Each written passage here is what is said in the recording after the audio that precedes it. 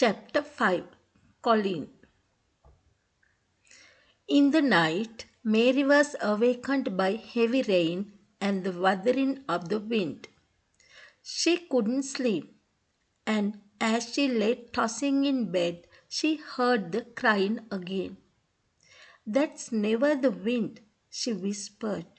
"I don't care what Mrs. Medlock says.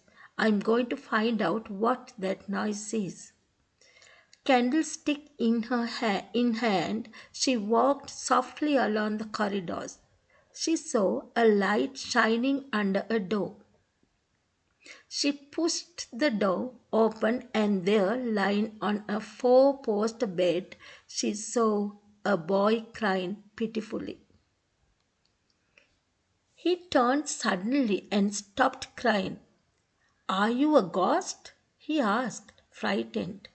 "No, I'm Mary Lennox," she answered. "Who are you?" "I'm Mr. Craven's son, Colin," said the boy. "So I must be your cousin," said Mary. "Did no one tell you I'd come to live here?" "No, no one would dare," replied Colin.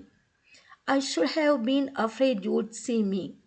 My father won't let people see. He's afraid I'll grow up to be a hunchback. I'm always ill, so I stay here in bed. My father hates me because my mother died when I was born." "Have you always been here?" asked Mary. "Nearly always," replied Colin. "If I go out, people stare at me and I can't stand it." "If you don't like people to see you," Mary said, "shall I go away?" "Oh, no," Colin answered quickly. "Stay and talk to me." Mary sat on a cushioned stool next to the bed, and they talked for a long time. Colin wanted to know all about Mary, and she answered all his questions.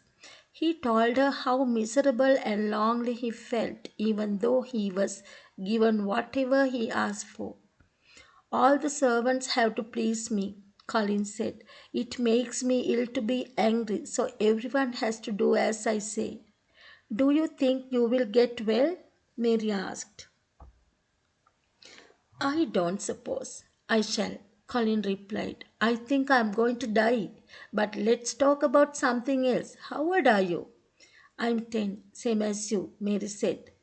"How do you know I'm 10?" he asked. "Because the garden was locked 10 years ago when you were born," Mary answered. "What garden?"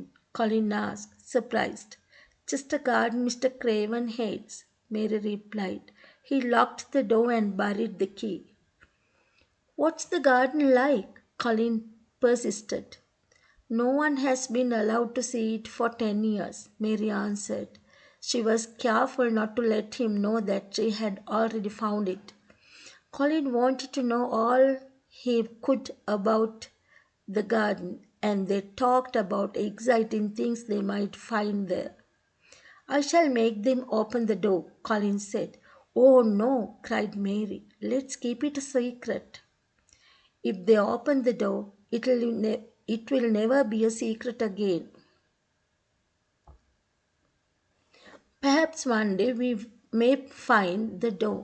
We could go inside, and no one would know about it but us." "I should like that," said Colin. "I never had a secret before." Tired from talking, he fell asleep, and Mary crept away. Yes, now answer these questions. Why was Mary awakened one night? Why was Mary awakened one night? Number 2, what did she see when pushed the door open? What did she see when pushed the door open? Question number 3, what did the boy ask from Mary? What did the boy ask from Mary? Number 4, what was the name of the boy? What was the name of the boy? Number 5, who was he?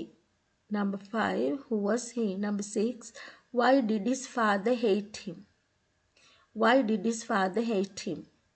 Why didn't servants make Colin angry?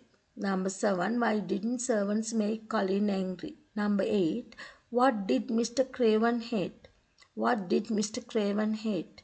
Number 9, why they kept the garden a secret. Why they kept the garden a secret. Number 10, who was tired from talking. Who was tired from talking. Yes, answer these questions and wait until I come to you with chapter 6.